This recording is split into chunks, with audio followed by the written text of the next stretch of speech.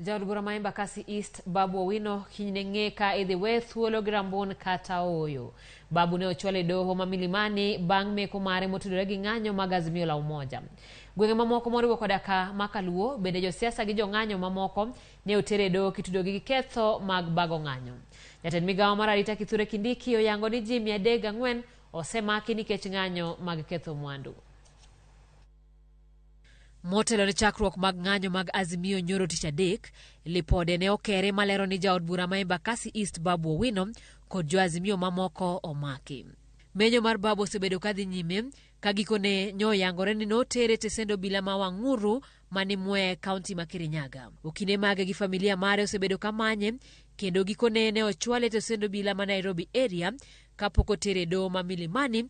En kanyakla kod ji mamoko maduto itudo kod ketho ma otenore gi ng'anyo. E nyim doho ma Milimani, Babu osomne ketho mag bago ng'anyo kod chayo sirkal matiyo. Okinde mage ne omino wach kendo seyo meko mare ka giwacho ni onge kod mise motegno mar chik. Ng'eto mar ka idhi we thuolo kata oyo idhi tim kiny.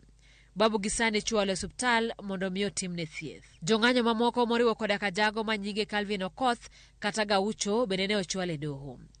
Mae timore ka e buore apisas mag 10 county koriwo koda ka MCAs ne ochwale doho no ma Milimani gi ketho mag bago ng'anyo. Giduto pod ogeng'negi ka girito ng'eto mar doho ma kiny yango ka iwe gi thuolo gi rambun kata oyo.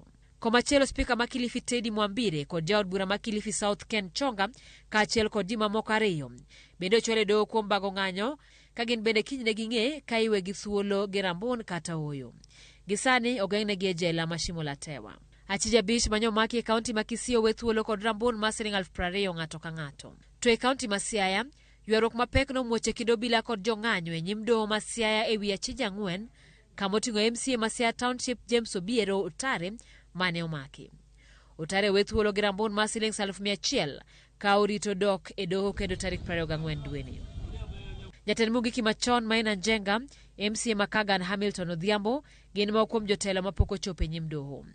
Hamilton ogeng'ne tesendo bila mabita ka anyuola mar Maina Njenga to wacho ni pok ging'eyo kamotere wuodgi. Chutho jotelo kod jong'anyo ma kwan gi ok tin ne 300 osemaki ng'anyo mag Azimio ka jokene ratich oganda koro dwaro mondo wegi thuolo. Jatend piny William Ruto